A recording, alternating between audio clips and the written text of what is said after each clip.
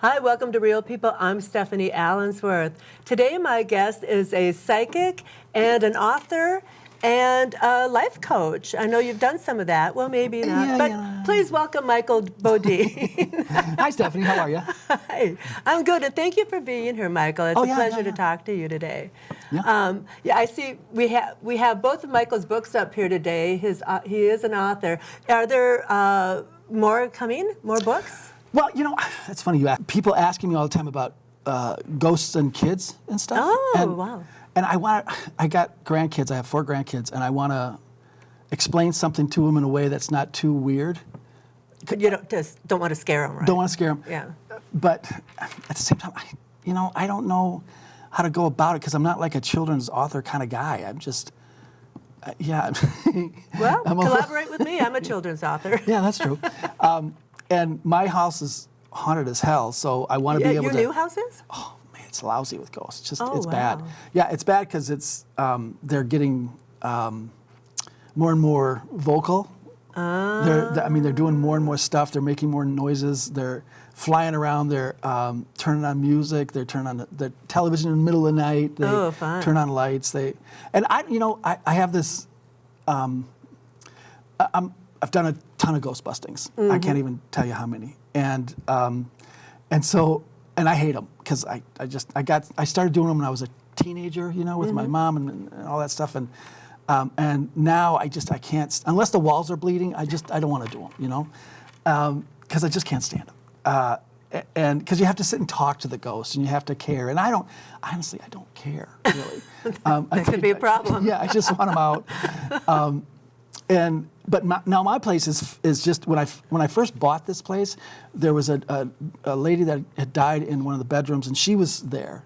And I thought, okay, no big deal. She's an old lady. I'm not going to bug her. But and then there was another guy, a couple of people downstairs, and I figured whatever. And I just don't want to ghost bust my own house, because like when you go ghost busting, you go to the person's house, you listen to the stupid story, you go through the whole thing, and then you get rid of the ghost, and then you leave. And if I go about getting the ghosts in my house out, then I don't really have any place to go. Plus, I don't want to work in my house. Yeah. I know that sounds stupid, but I just don't. And so I've kind of taken the approach of just, okay, you be you, I'll be me, just keep it down, that kind of stuff. But they're like, that's not working for them. No, and people are, that come over to the house, they see them, and they feel them, and they hear them, and it's a little embarrassing, but it's gotten to the point where it's getting a little out of hand. So. Do your dogs react to them? Yeah. Oh yeah. They'll growl. Oh. They'll sniff the air. There a lot of stuff happens in my office, and they'll just go in there and sit. And one of my pups is a little more nervous about him, and the other one's more aggressive. Which one? Dante's more aggressive. Okay. And Rose is more like, geez, what is that? What is that? If people are there, they talk. There's a lady that will say stuff. I had a lady, there were some people over at the house. One of the ladies said, "Oh, your dog looks tired." And this lady out of the blue goes, "Do you think?" Oh. And then it's like, it wasn't me. Right. And then another time, this guy came over for a reading, and he was sitting there, and he was an odd duck. I don't know really why he was there, but he said he wanted a reading, and he sits down, and this lady goes, "What are you doing here?" And the guy goes, "Was that you? What was that? What was that?" Yeah, it's you with a woman's voice. Right. Right. I said, "No, I learned how to throw my voice." And he got so scared he left. Your next act is ventriloquism. Yeah. So he just left. He just freaked out. Oh. Just, I can't sit here like, what was that? What was that? And that's happening more and more. So let's talk about your books for a minute, because your very first one is Growing Up Psychic, which you did, right? And I've read your books, and from the very beginning, you talk about how this very same thing happened in the house you grew up in. I know. It wasn't always like that at my house. My house was, okay, so I grew up in a really normal house. It wasn't built on burial grounds or anything like that. My father had the place built, so it was nice and new. And then we just started having these really odd things happen when I was probably around 7-ish, And unfortunately, my mom really got into it. Like Yeah. she really liked it. And I was the youngest of 4, and so I just kind of grew up in an environment where there's a bunch of psychics coming to the house, and things were happening all the time, and people were learning all about it, and I didn't like it at all. In fact, I hated it because it was just, these people are odd. Yeah. They were odd back then. It was like now you can't spit without hitting a psychic, but back then. There was, it was considered mental illness, Yeah. like if you were Yeah. talking to dead people. And so it was very underground. And the people that would come up from underground, they tended to be a little odd, Yeah. They What are these ghosts like? They're attached to the earth. They're not like Well, loving spirits like, anyway. Yeah, like, okay, so the people that would come to the house. So my mom, it's a long story. It'll take 3 days. But cutting it really short, my mom, we had a bunch of weird experiences happen at the house. My mom sought help to find out what was going on. She went to our minister, and our minister said it was some sort of female issue. So she went to the gynecologist, and the gynecologist told her, you're a little loose in the right. Anyway, she ended up going to this psychologist that worked out of her car. Okay. Her name was Mrs. Roop. She was great, but she was the first one that suggested that maybe there was some psychic stuff going on. And she suggested this medium, Mrs. Olson, who lived in St. Paul. And so my mom and my sister Echo went there, and that's when everything really started. But as a result, my mom started going to these classes in this church of a basement, Mm-hmm. and these people were just weird people. Okay, I shouldn't say that because they were very sweet, but They're still alive now, well, sort of. Yeah. But then they started coming to our house because our house it had heat, Yeah. and it had food. It wasn't and- in the basement of right? the church. And so they started hanging out upstairs, and they didn't really know what they were doing. Nobody really knew what they're doing. So they're doing pendulums, and they're doing tarot cards, and they're trying to they're doing all sorts of stuff, channeling and so when I would come home from school, they'd be in the kitchen doing their little kumbaya stuff, and I didn't like it because my friends were like, "What's going on in there? What's with the hippies?" And With the hippies. and Sorry, I gave you a tie-dyed shirt. yeah, It's bringing back memories. Oh. yeah. And it just got to be, because back then, to do psychic stuff, they wanted me to develop my psychic stuff, which I did not want to do. And so they would ask me questions every day. They would ask me to give them something every day. And so when I'd get home from school, I'd find myself having to do more school when I got home. So I didn't like anything about it. It just seemed weird. Weird stuff was happening at the house, and it was just weird. And but that's how I grew up. That's how. Right. And I went to my first haunted. I was scared to death of ghosts. Oh my God, they scared the crap out of me. And the first, I went on my first ghost busting when I was. Well, it wasn't even a ghost busting. My mother loved this stuff. You know how some parents love thunderstorms and they just sit out there? Well, she liked those too. But my mom loves this. She was so into everything. And she heard about this house in Deep Haven that was, that a realtor said they couldn't sell it because every time people would walk in there, they'd just get the chills and they just had to leave. And so they came to my mom and they said, "Is there anything you could do about it?" So my mother said, "Well, yeah, let's go." And she decided to go at midnight. Of course. Yeah, because on a full frickin' moon. Yeah. And Because noon is just too obvious. right, yeah, you don't want to do that. And our teacher, her name is Birdie, one of our teachers, said that, yeah, Michael needs to go. He needs to learn about spirit, and he needs to get over his fear because he's going to be doing this in his career. And I was like, yeah, screw that. I'm not going to do any of that. But I had to go. And this was the only time that I was ever terrified of ghosts, because after that I stopped. But this place was seriously scary. Like, first of all, it was all boarded up, so you had to sneak in through the back and break in, basically. Oh, wow. And that place. So we go there with two other people, myself and my mom.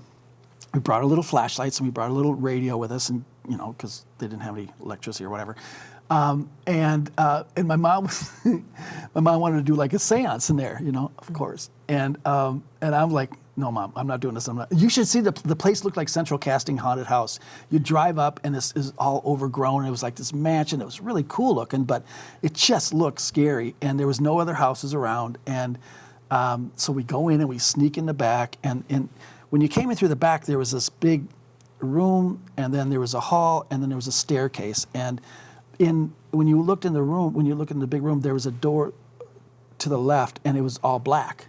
Oh, ew. Yeah, it was just weird. Yeah. And so we walked, and the furniture was all covered with sheets and stuff like that. So it just looked like, Central Ghost Casting Haunted House. Yeah, Ghost and Mr. Chicken.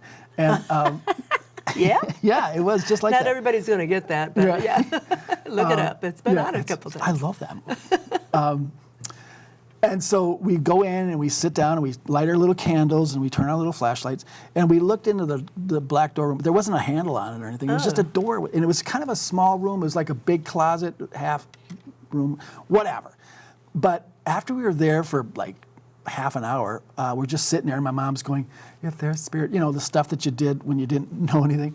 And around a half an hour after we got there, all of a sudden it felt like the wind was kind of sucking out of the house. Yeah. And then it felt like a vacuum. And then the lights, the candles would go out, and the radio was kind of going on and off, on and off. Okay. And you could tell Getting something's staticky fishy. or Yeah, something, it's yeah. getting. And then all of a sudden, all the doors slammed shut, like the ones upstairs and the black door room, and all the doors. You could hear bam, bam, bam, bam, bam. And my mom was like, she was excited. I'm like, I'm out of here, but I couldn't leave because she wouldn't let me leave, and she wanted to find out what was going on. And then these two other people that were with us, they went to the front, and they were going to go upstairs because you could hear this person walking, thump, thump, upstairs. Okay. So they went up. They were going to the stairs to kind of walk up the stairs to see what was going on, and then this one guy, his foot went through the stairs, and so he was stuck, and he's like, I can't get out. And he's yelling, I can't get out, I can't get out. And this whoever was up at the top was like coming closer to the staircase. So he's freaking out. There was this sense in the air like you were going to die any minute. It was like a train was coming. It was like this. Oh, boy. And it just kept building and building. And then in the black door room, there was a little girl saying, Mommy. Oh, no. And by that time, none of the candles worked. The radio was out. I'm going, Mom, we got to get the hell out of here.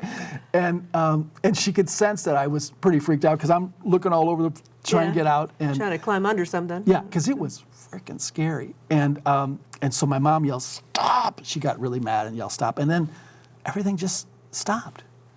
Everything just stopped. And I remember it clearly because the song Sugar, Sugar by the Archies yeah. came on the radio, and it was like the flashlights were starting working, the doors all opened up. Did the candles come back out? That would have been great. No, no, they didn't. Well, we could light it. They got a bic. Yeah, yeah, I would have loved that. But everything was like still. There wasn't that weird vibe. There wasn't that weird No more sucking the life right. out of you. And the stairs, and the guy was able to get his foot out. Oh, yeah. And There was no hole in the stair now. yeah, It was just out. well, yeah, right. What? But then my mom wanted to stay longer because she was like, "Okay, we got to figure this out." And I'm like, "No, Mom, this is child abuse. We got to get out of here." Yeah, it's like, what's to figure out? It's haunted. I know. Well, we didn't. We just didn't know. We What are you going to figure out, though? I mean, they obviously don't want you there. Well, yeah, that was it. That was why. That was what my mom was curious as to why they didn't want her there. She was like, "No, we got to figure this." And I'm like, "No, I'm leaving. I don't care what you say. I'm taking the car." Jumping out the window. Yeah, and I was just a kid. I was like 10, so I was really seriously gonna drive home. So then they said, okay, because I was scared to death. And then we left, and we were walking out the door, and then it all started up again. We were walking towards the front, Seriously? and then we hear all the doors slam inside, and we see all these lights flying all over the place, and I'm like, oh. Like lights of spirits and stuff? Yeah, I guess, yeah. And, wow. But then my mom went back the next night without me, and yeah, probably a good plan. yeah. But so that was my introduction to the whole spirit thing, and I just hated it. I hated all of it. It was just too weird. And then you ended up with a career in it. Yeah. Now, some of the stuff that I wanted to talk about, it's, been talking pretty long here, but I wanted to kind of get to when you were young. I mean, because you talk about it in your first book Yeah, here. yeah. When you were 13, if I recall, I don't know if I'm going to put this together correctly, but you had become an alcoholic at 13. Oh my God, yeah. Oh yeah. Well, yeah. What else can you do? I mean, right. there 'Cause was you're scared to death Yeah, every day. scared to death, and we. Well, yeah. But I started early, and so a backstory on that.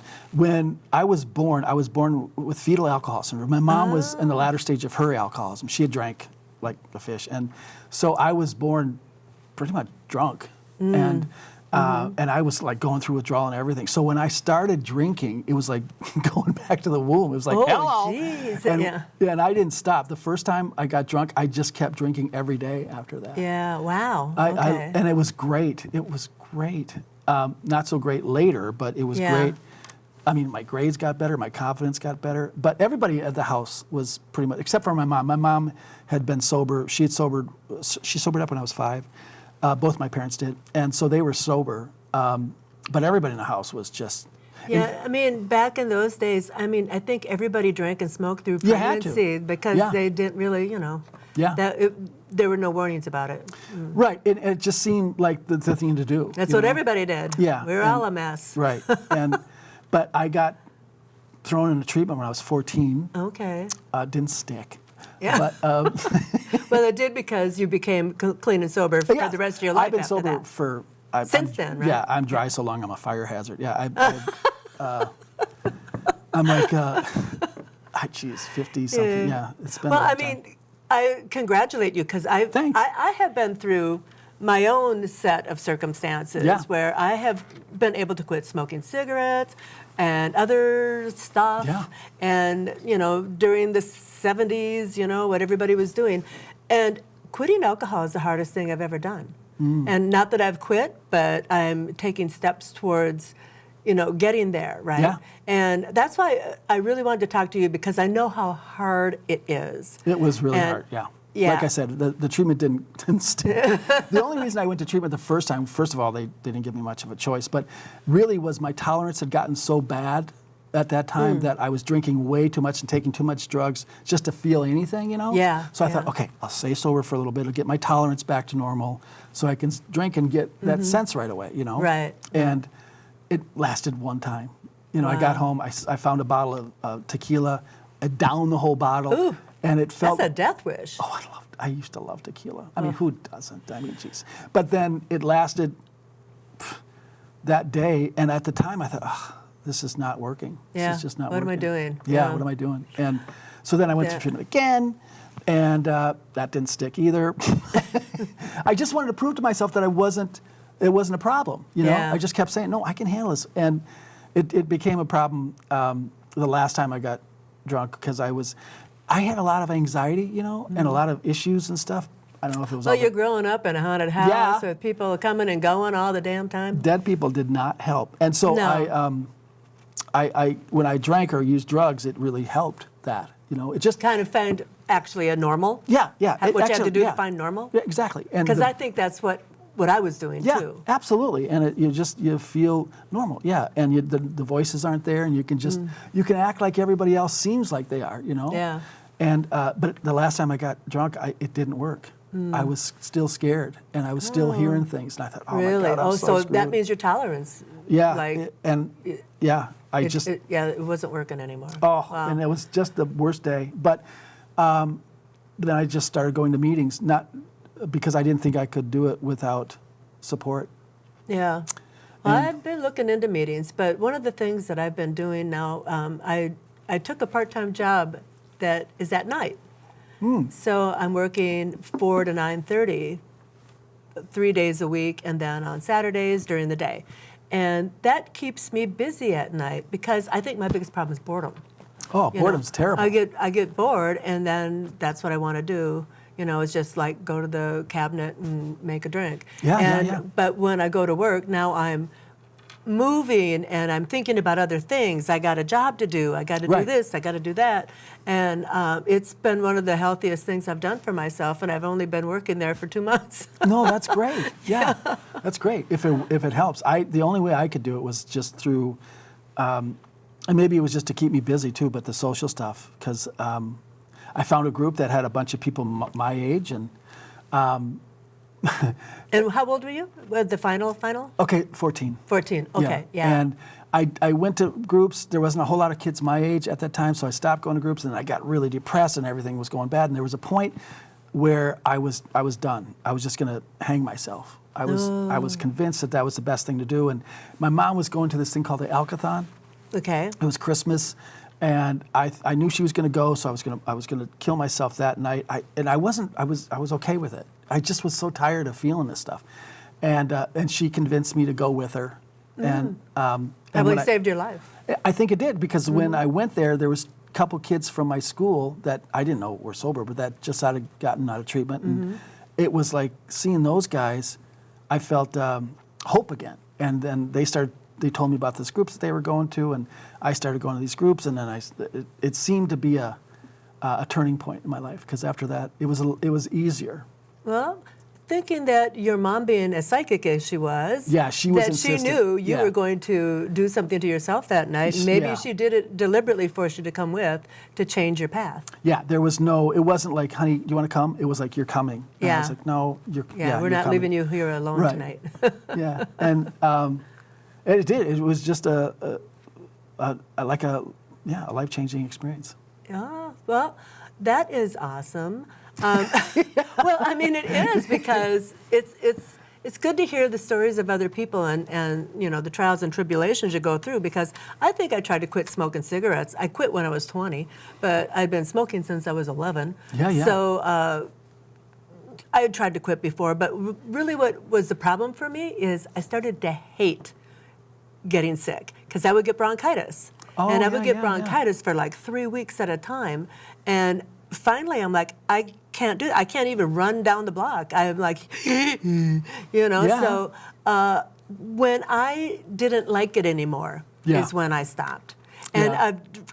consistently during the years, whenever I was doing something self-destructive, every time it became no longer any fun. Yeah.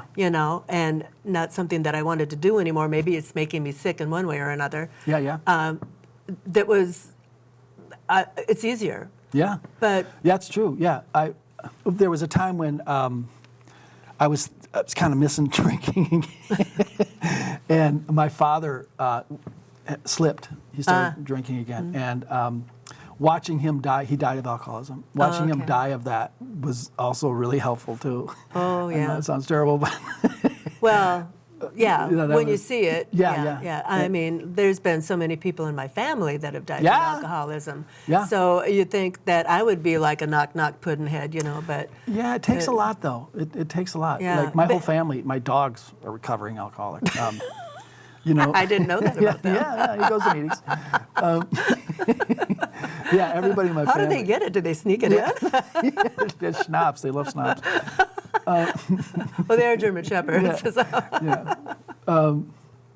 Yeah. So I was surrounded by all that stuff. Yeah. Yeah, me too. Yeah. But we had to nip it. Yeah. Growing up in the 60s didn't help either, It was a definite thing that. Yeah, it was. That's what we all did. It's like, woohoo, it's party time, It was always party time. So. Yeah.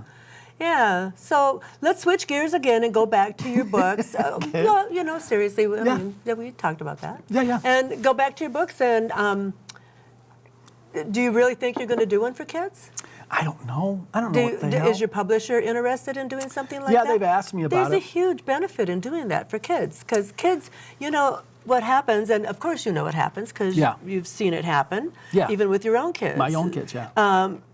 What, in my opinion anyway, I'm not the expert here, you are, but you grow up, or you're born with the ability naturally. Yeah, And yeah. then they wipe it out of you because they don't want you to have Yeah. any, I don't blame them. Yeah, they don't want you to. Well, they don't want you to see what they're doing behind the curtain. You know, Right. Yeah, it's like all the shenanigans. Yeah. And if you're onto them, then they can't manipulate you, shall we Right. say? So. Yeah, my kids both have the abilities. Well, my son went with me on a lot of ghost bustings. My daughter had it naturally ever since she was a kid. Yeah. I think that was in the book too. Yeah. And What you know, about your grandchildren? yeah, they have it too. Oh, yeah. My I know my granddaughter, my son's daughter, has it. Scarlett, right? Scarlett, yeah. And I don't know about his son. I think, I don't know about my daughter's kids. I think that they might, but I I kind of downplay the whole thing. Like with my kids, I downplayed it, but then my mom, when she would watch them, would sneak teaching them how to do tarot cards. And teach them how to do different Of course things. she did. Yeah. So they got into. I was trying to. I wanted them to grow up normal. Yeah, But yeah. my mom, she recognized it, especially in my daughter. And my son is, my son's like a logical guy. He's like an engineer guy. So when he sees the stuff, he sees it in a more logical way, like, oh yeah, you got a ghost there, you got to get rid of it, kind of thing. He doesn't really have an emotional attachment. It's kind of matter of fact, right? Right. Where my daughter feels things. She's a psychologist, so she feels other people's stuff, and it helps her. Oh yeah, in I her bet work. that does a lot in her work. Yeah. Yeah, when you can actually feel like when they're holding back or something, Right. or you run that little movie trailer in your head and you can Right. see really what's going on that they don't want to talk about. I Yeah, suppose. and sometimes she has to be careful because some of the information that she gets isn't what the client has volunteered, so she Yeah, has to I find a way to suppose. put it into the conversation. Yeah, Like. let it come out naturally. Maybe. Yeah, I don't right. know. Yeah, like father abuse or something like that. How do you, yuck. how do you weave that in there? But Yeah, yeah, it's kind of a tough one. yeah, he's there for smoking. But I and- do see. That's what I mean, though. I think there's a lot of benefit to it. Yeah. And Well, yeah. for the population, especially at large now, that more people are being open to psychic abilities and Yeah. and learning how to use their own. And there's a benefit to it, right? Everybody, Yeah. I would. Well, yeah. I think there's the downside when you start seeing dead bodies and people Yeah. coming through the walls, but or they wake you up in the middle of the night. They turn on the television, or they turn on the lights like they did last night. I don't know what you're going to do about that. No, I don't You're going to know have either. to put your foot down eventually, and hopefully not Well, step on a we ghost. do have an agreement. Like the other night, they were in my office. I shut the doors to my office because it's connected to my bedroom, and I shut the doors because they do a lot of stuff, and I just don't want to see They're it. in there typing. Yeah, they're in there. They're ghostwriting. Yeah. Get to do a book for you. But then now they're opening the door. You hear peeking this in. little, and so I have an agreement. Look, just keep it down. I'm going to go to sleep, and for the most part, they're okay with it. But Is there a particular time of day, like midnight to 3, like they say? well, that's when it's more noticeable. But I know that happens during the day because I'm doing some construction in the house, and the people that are doing it are experiencing problems like with the radio going. Are they on running and on. off? Yeah. Like, No, well, I've had a couple people run off. Yeah, yeah. There was one of the guys came over to fix the plumbing, and he saw something move downstairs.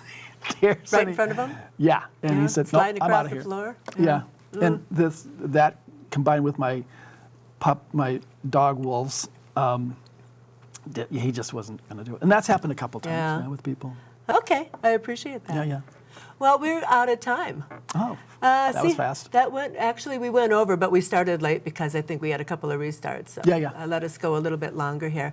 I so enjoyed this conversation. It was fun. You're always funny and fun, so thank you so much for being a lively person here. That's me. You're a live one. Yeah, I'm a live one, yeah. As opposed to those mopey dead guys. Yeah, right. Okay, well, I'm going to sign us out. Okay. So thanks so much for keeping it real, and thank you, Michael Bodine, for being here. And thanks for having me. Let's do it again, and let's talk about a book. Okay. All right. Thanks now. Bye.